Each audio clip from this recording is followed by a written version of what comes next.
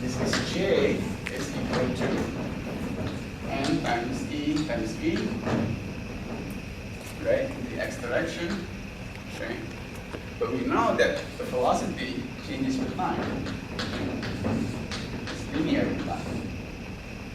But we also know, because it's a steady state solution, hopefully, I know how it's difficult to think of this as a steady state solution because you only have one electron, but let's pretend that's the case, then the divergence of J is equal to 0, therefore J dx has to be equal to 0. Right? You only have current density in the x direction, right? And it's a spatial, it's a dependence rate of change in the x direction by this equation has to be equal to 0. So J has to be equal to constant. Right? Okay. But what am I saying here? N E times V dx is a function of time is constant. So that means you have to compensate, right? At some point, this analysis is only true for one electron, but of course you know that the vacuum diode, this thermodynamic vacuum diode, what you have, now that I've done this, I can erase this part.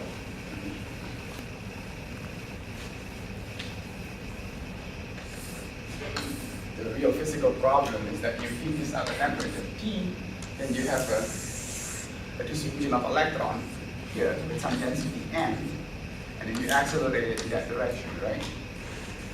So what happened, you can do this analysis, I didn't do it, but the density will drop as you move towards the right in such a way that N, if I just look at N as a function of X, right, and the charge of the electrons and the velocity as a function of X in this direction, that has to be equal to constant. As the velocity increases, the density, the number density becomes sparse. And this is only true, just to be completely exact, this is only true for certain, for certain thermodynamic emission, right?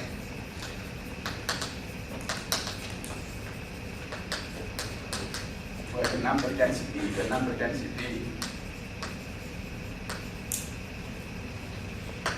of electron is still small. Not too big, not too small, right? Not one electron, but not too big. But when N becomes large, what happens is that the electrons start to repel one another, right? And things become a lot more complicated in the analysis. There is a saturation process in this garden. In fact, that's actually used for doing electronic with that when this is taking this as a gadget, right? You want to drive this at saturation for most applications. Okay. So, I have 5 minutes, perfect. Let's erase this. So this is completely different. The fact that here you allow charge to accelerate so that the velocity increases with time. It's not the general situation that you have, say, like the conductive paper that you have during lab, right? That doesn't satisfy this equation. Okay, for most material.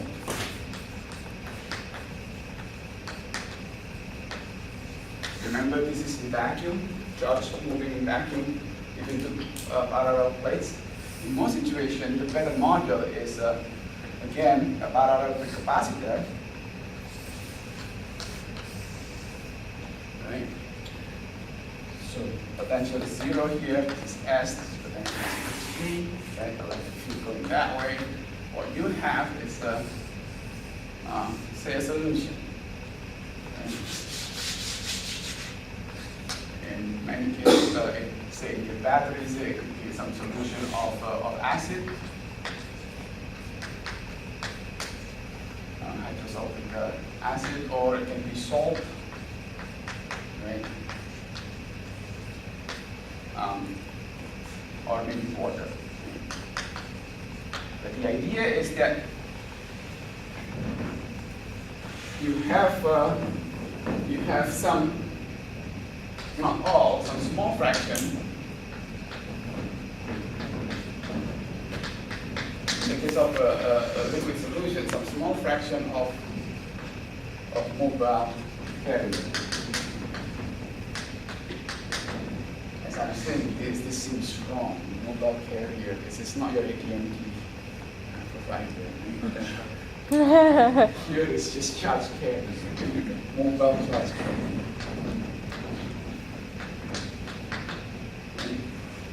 So the solution has pluses, and minus, right? Now, too many of them, and they're always bumping around. They're always moving around, just like in thermodynamics, right? In physics, everything is comprehensive. So what you learn in thermodynamics still hold. This thing is moving around at some velocity distribution given by the Maxwell-Boltzmann distribution, right? And it's always colliding. And what happened if you put this inside the parallel capacitor, right? It's experiencing electric field going down, right? So what happened is that there is an acceleration. This direction is x, and x double dot. This is still true. X double dot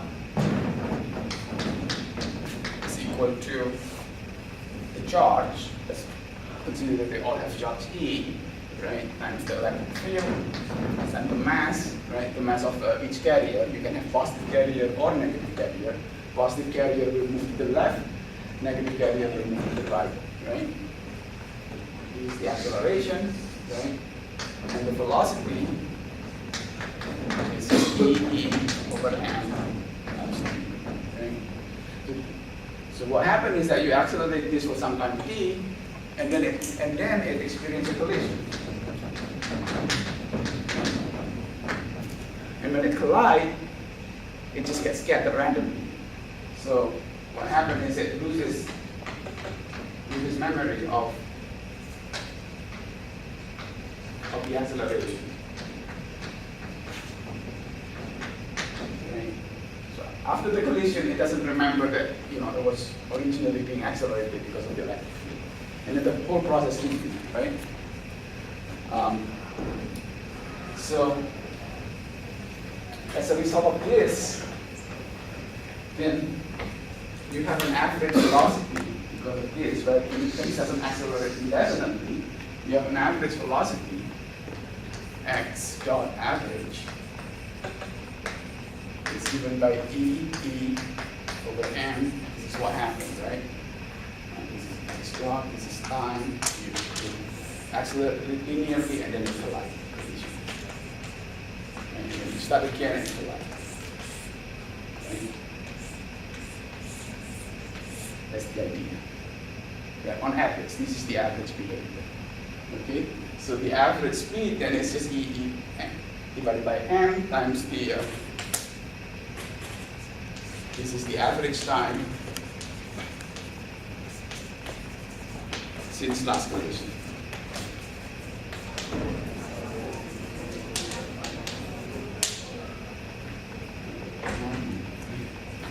Okay? Average time since last collision. Also, by the way, this is also equal to the average time from next collision. Let's call that tau. Tau minus tau plus. No, let's just call it tau. This is also equal to the average time from the next collision. But again, unless if you guys are interested in solving statistic problem, this is also equal to the average time between collision. So average time between collision is not the sum of the average time from the last collision plus the average time to the future collision. It's actually, these are all the same. Completely irrelevant for our problem because in the end I'm going to solve it all under the graph. But it's a good problem to understand from the point of view of statistics. Okay? But the thing that you need to remember right now is that the average speed is given by that. Okay? And we'll end at that, and we'll continue, I guess, Monday with the consequence of this homework.